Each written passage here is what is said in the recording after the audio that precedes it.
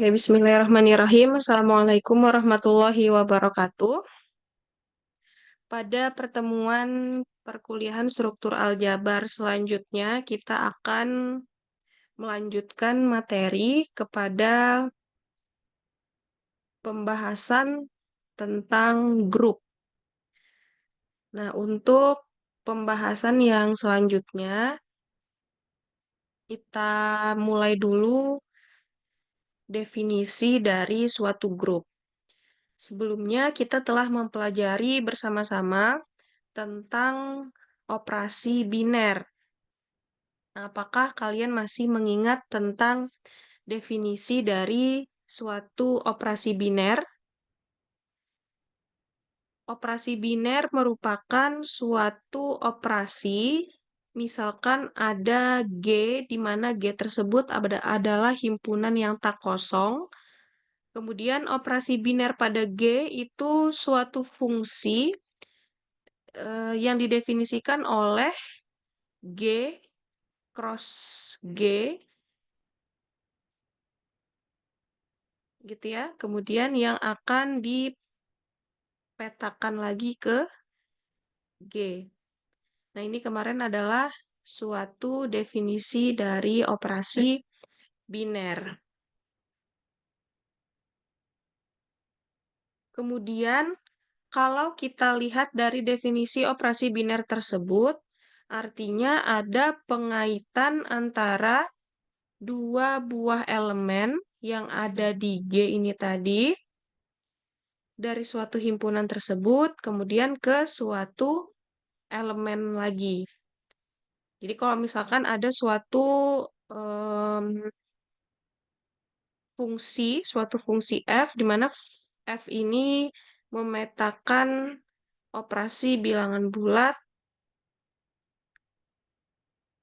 z cross z, kemudian dipetakan lagi ke z, didefinisikan bahwa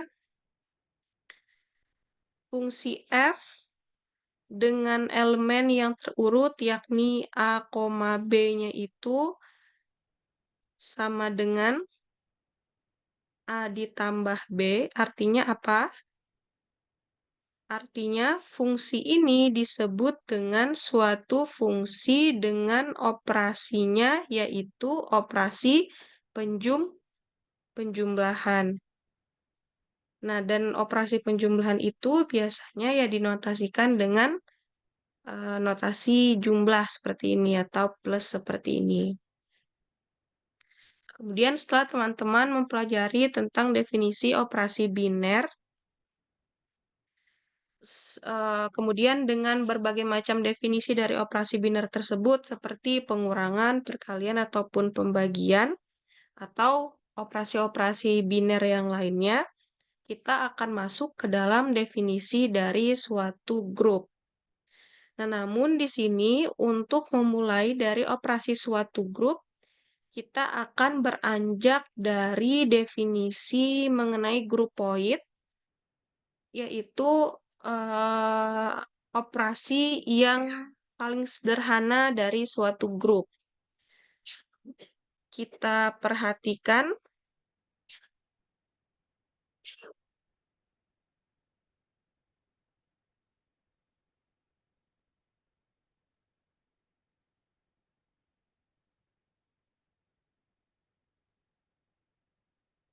Nah, di sini kita perhatikan untuk definisi dari suatu grupoid.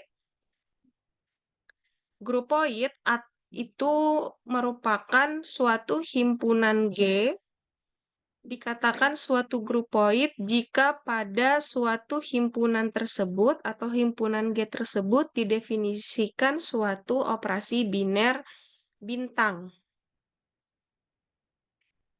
Nah, itu yang dimaksud dengan grupoid. Contohnya seperti apa? Kita lihat contoh 2.4.1.2 berikut. Himpunan bilangan kompleks C gitu ya. Kemudian ada himpunan bilangan real R, himpunan bilangan rasional Q, dan bilangan bulat Z dengan operasi penjumlahan ataupun perkalian itu adalah suatu grupoid. Kemudian yang kedua, contoh yang kedua diberikan suatu himpunan S, himpunan kuasa 2 pangkat S dengan operasi gabungan atau irisan itu juga merupakan grupoid. Kemudian contoh yang ketiga yang menunjukkan suatu grupoid adalah himpunan matriks 2 kali 2 matriks M dengan entry-nya adalah A, B, C, D, di mana A, B, C, dan D itu adalah elemen dari bilangan bulat dengan operasi perkalian ataupun penjumlahan. Matriks M tersebut juga merupakan suatu grupoid. Nah, itu adalah definisi yang pertama, definisi yang paling sederhana tentang grupoid.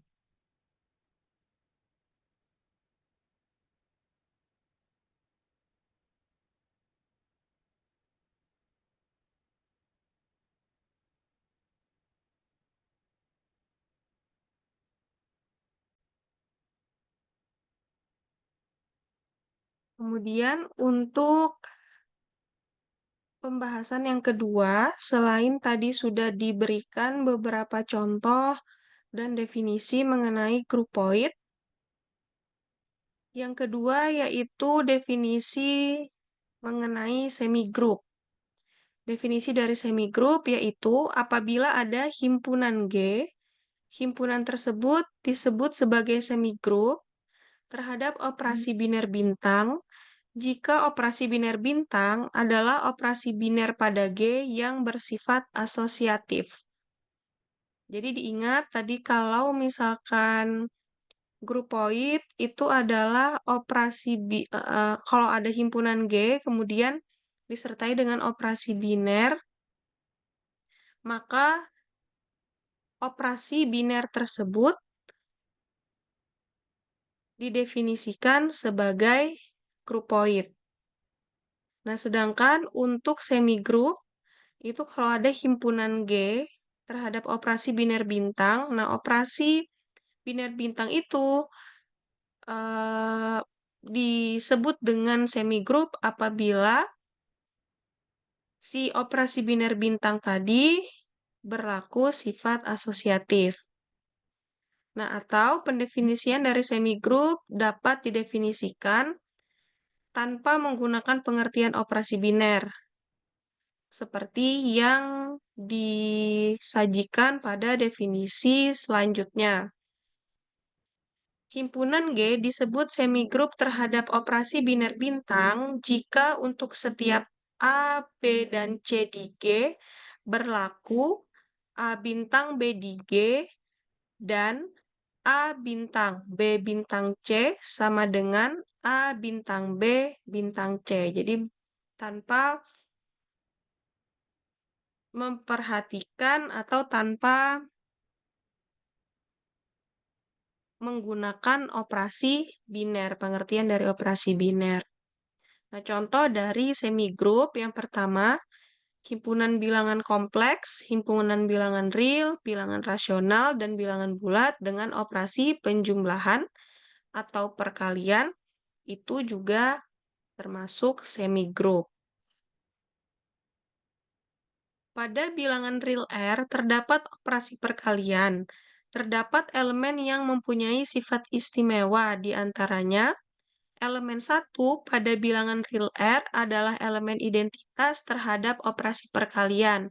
Karena untuk setiap A di R berlaku A dikali 1 sama dengan 1 dikali A sama dengan A. Seperti yang pernah juga kita bahas pada definisi dari operasi biner yang membahas tentang elemen identitas. Kemudian yang kedua, untuk setiap A tidak sama dengan 0 di R, terdapat 1 per A di R sedemikian hingga berlaku A dikalikan dengan 1/A sama dengan 1/A dikalikan dengan A sama dengan 1. Dengan kata lain, setiap elemen tak nol di R selalu mempunyai inverse. Ini juga sudah pernah kita buktikan pada pembahasan operasi biner. Selanjutnya, semigrup yang memuat unsur identitas dan setiap unsurnya mempunyai inverse merupakan suatu struktur aljabar yang dikenal sebagai grup. Jadi apabila ada suatu semigrup tadi operasi binernya itu disertai dengan sifat asosiatif. Kemudian apabila ada suatu semigrup G itu memuat unsur identitas dan setiap unsur identitasnya itu memiliki inverse, maka dalam struktur aljabar dia dikenal sebagai grup. Sehingga pendefinisian suatu grup dapat didefinisikan sebagai suatu himpunan tidak kosong G dikatakan membentuk grup jika pada G didefinisikan suatu operasi biner bintang sedemikian sehingga memenuhi sifat-sifat berikut. Yang pertama, tentu dia bersifat asosiatif, seperti yang telah kita definisikan sebelumnya mengenai semigroup. Bersifat asosiatif artinya untuk setiap elemen A, B, dan C di G, maka berlaku sifat A bintang B bintang C sama dengan A bintang B bintang C. Kemudian dia juga diiringi dengan sifat identitas. Artinya terdapat elemen E di G disebut elemen identitas dari grup sedemikian sehingga A bintang E sama dengan E bintang A sama dengan A untuk setiap A di G. Kemudian yang ketiga berlaku inverse, artinya untuk setiap elemen A di G terdapat elemen A inverse di G disebut inverse dari A sedemikian sehingga A bintang A inverse sama dengan A inverse bintang A sama dengan E atau elemen identitas. Nah, itu adalah pendefinisian dari suatu grup.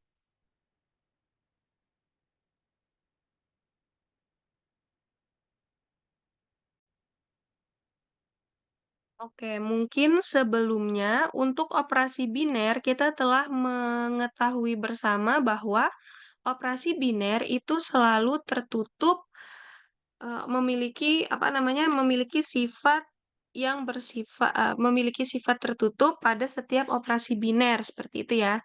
Nah, berarti untuk grup juga seperti itu. Selain dia asosiatif, identitas dan memiliki inverse, artinya dia juga pasti tertutup gitu ya terhadap operasi binernya itu bersifat tertutup.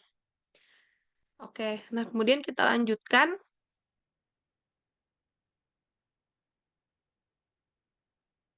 Definisi selanjutnya tentang grup yaitu himpunan tidak kosong G disebut grup jika dalam G terdapat operasi biner bintang dan elemen-elemen dalam G memenuhi sifat. Nah, ini tadi karena di dalam operasi biner itu dia juga harus memiliki sifat yang tertutup, otomatis ketika kita mendefinisikan suatu grup juga akan mengikuti sifat tertutup di bawahnya. Yang pertama yaitu ada sifat tertutup untuk setiap A, B di G, maka A bintang B juga harus di G. Yang kedua asosiatif, identitas, dan inverse, seperti yang telah kita definisikan sebelumnya. Nah, jadi ya, teman-teman harus mengingat 4 dari definisi tersebut. Nah, biasanya di dalam suatu grup itu ada beberapa notasi yang dapat digunakan. Jadi tergantung dari referensi apa yang kita gunakan. Kalau misalkan di referensi yang sekarang itu mendefinisikan suatu grup didefinisikan karena tadi dia grup itu terhadap operasi biner bintang, maka dapat ditulis operasi grup terhadap biner bintang itu dengan simbol yang seperti ini. Jadi ada buka kurung, kemudian G, koma, bintang, kemudian tutup kurung. Ada lagi di beberapa referensi dapat disimbolkan operasi grup ini dengan misalkan G, kemudian koma, kemudian bisa dituliskan dengan gini ya. Jadi ini artinya operasi binernya. Jadi nanti tergantung pendefinisian dari operasi binernya.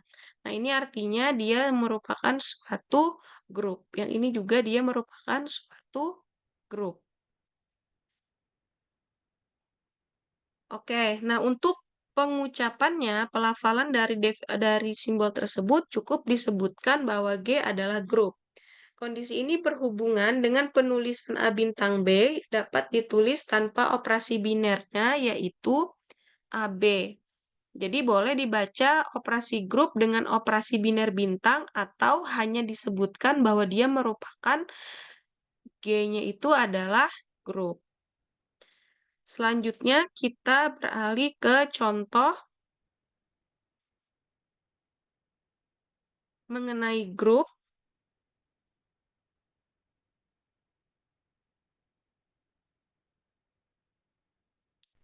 Kita lihat di sini contohnya himpunan M, yaitu dengan anggotanya A dan B, di mana A dan B ini adalah elemen dari Z terhadap operasi penjumlahan matriks adalah suatu grup. Kenapa? Kalau ada matriks AB, kemudian operasi binernya itu merupakan penjumlahan, dia termasuk grup. Yang pertama, kita harus membuktikan bahwa dia merupakan atau dia memenuhi sifat tertutup. Tentulah kalau misalkan ada dua buah elemen yakni A dan B, dia di Z, kemudian dia dijumlahkan, maka hasil penjumlahannya itu akan tertutup juga di bawah himpunan bilangan Z. Nah, kalau dia berada di himpunan Z, maka penjumlahan pada matriks ini dia memiliki elemen identitas dengan unsurnya adalah 0 dan 0. Kemudian untuk inverse-nya dan inverse dari AB adalah negatif A dan negatif B. Nah, selanjutnya kita ingin menunjukkan apakah dia memiliki sifat-sifat dari grup yang harus kita buktikan. Tadi yang pertama sudah memiliki sifat tertutup. Kemudian kita buktikan bahwa dia itu memiliki identitas, sudah juga terbukti, yaitu 0 dan 0. Kemudian inverse-nya adalah negatif A dan negatif B. Nah, kalau kita ingin membuktikan apakah dia juga memiliki unsur komutatif atau sifat komutatif grupnya, berarti kita lakukan pembuktian. Misalkan kita mengambil untuk sembarang elemen A, yaitu A dan B, matriks A ya, kemudian matriks B adalah C dan D di M, maka berlaku penjumlahan kedua matriks ini, matriks A ditambah matriks B adalah A plus B ditambah dengan C plus D dengan menggunakan sifat dari penjumlahan dua buah matriks, maka diperoleh A plus C, B plus D. Nah, di mana ini kalau kita lihat operasi penjumlahan ini dapat memenuhi sifat komutatif, sehingga A plus B itu sama dengan B plus A. Nah, apa yang dapat disimpulkan? Bahwa operasi penjumlahan matriks itu bersifat komutatif di M. Dengan kata lain, M itu adalah grup yang komutatif. Nah, untuk pendefinisian dari grup komutatif itu akan disajikan pada definisi berikut. Grup G dikatakan grup komutatif atau grup abelian jika untuk setiap A dan B di G berlaku AB sama dengan BA. Nah, itu adalah definisi dari grup abelian atau grup komutatif. Artinya, kalau grup tadi harus memenuhi sifat tertutup, asosiatif, memiliki identitas, dan setiap elemennya itu memiliki unsur balikan atau unsur inverse, maka dia dikatakan grup. Ketika dari 4 sifat tersebut tadi, kemudian kita dapat menunjukkan bahwa dia juga memiliki sifat yang komutatif, artinya grup tersebut disebut sebagai grup abelian atau grup komutatif.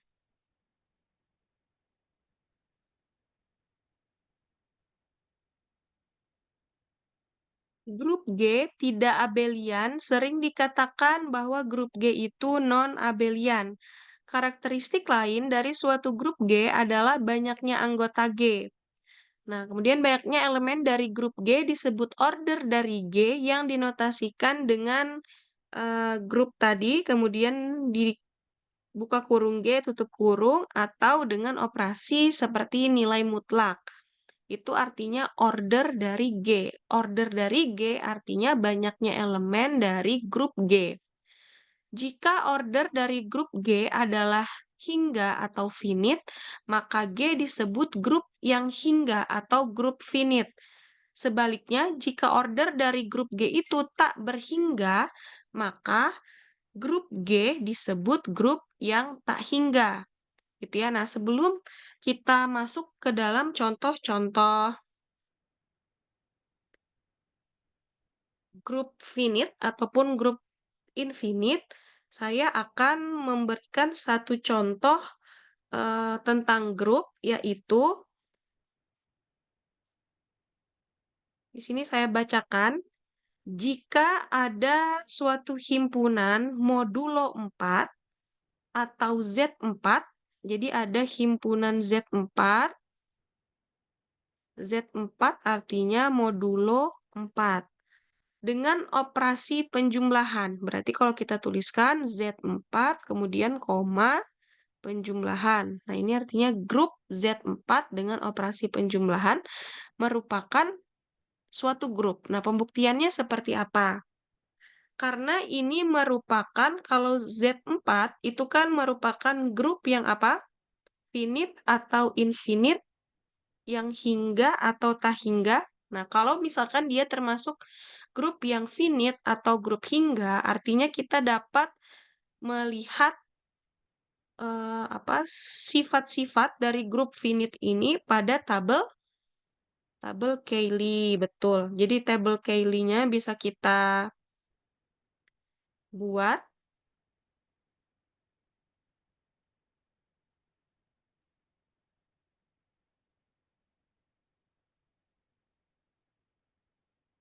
Nah, operasinya adalah operasi penjumlahan.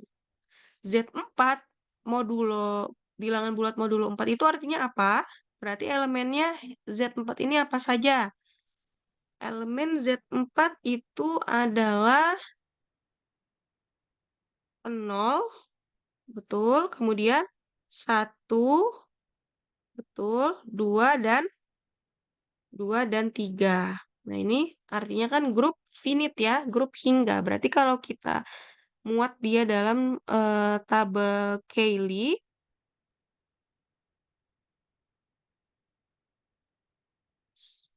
seperti 0, 1, 2, 3 gini ya. Di sini 0, 1, 2, 3 gitu ya.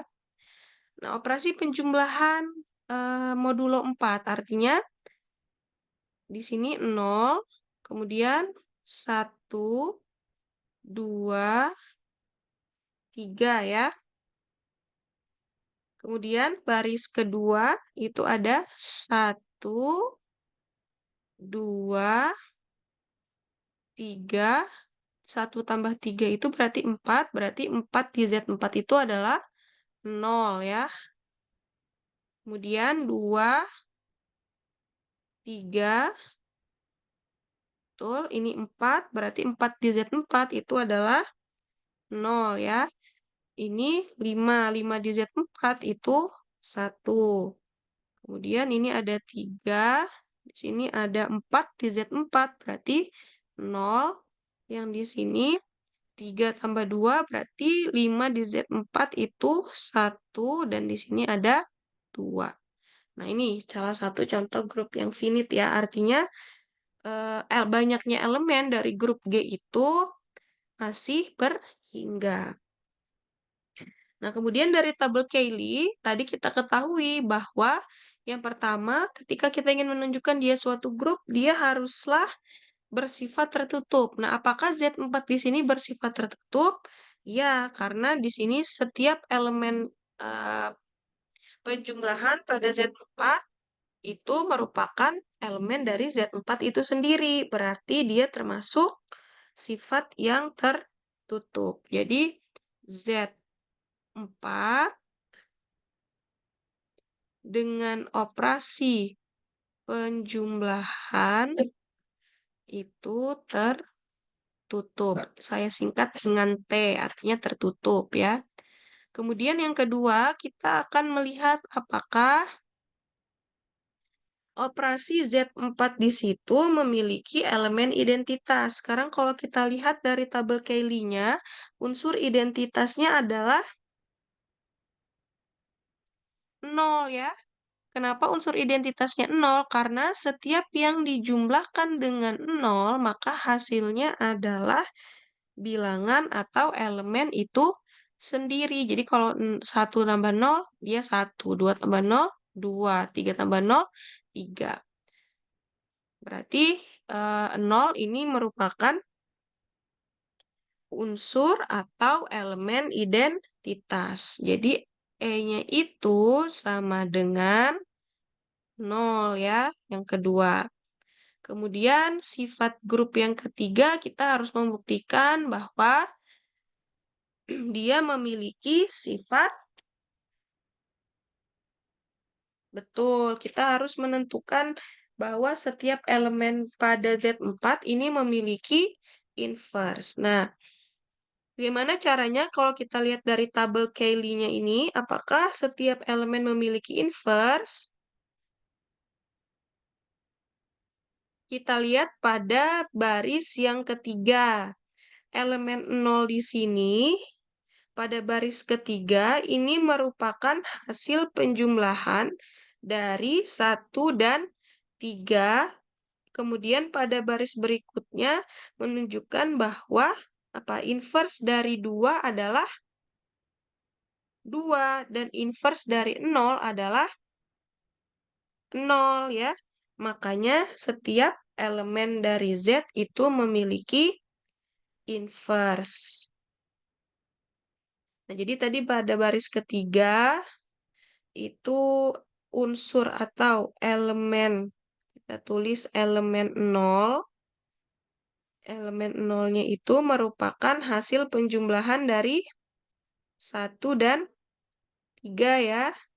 1 plus 3. Nah, ini ya. Nih, 1 plus 3 pada baris ketiga ini. Kemudian, berarti artinya 3 ini merupakan inverse dari 1. Gitu ya. Dan 1 inverse dari 3.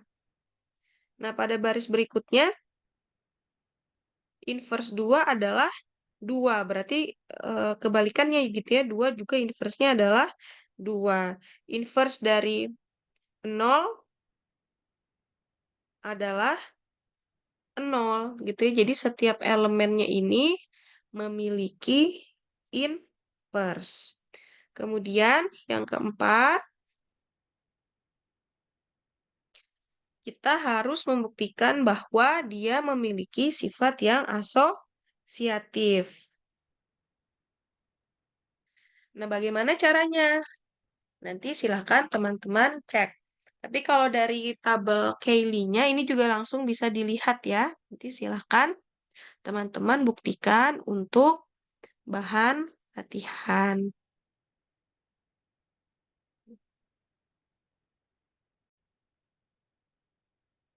Baik. Nah, selanjutnya tadi setelah kita melihat nanti teman-teman membuktikan ya, dia asosiatif. Kemudian yang kelima, tadi ada yang namanya grup Abel, grup Abelian atau grup yang komutatif.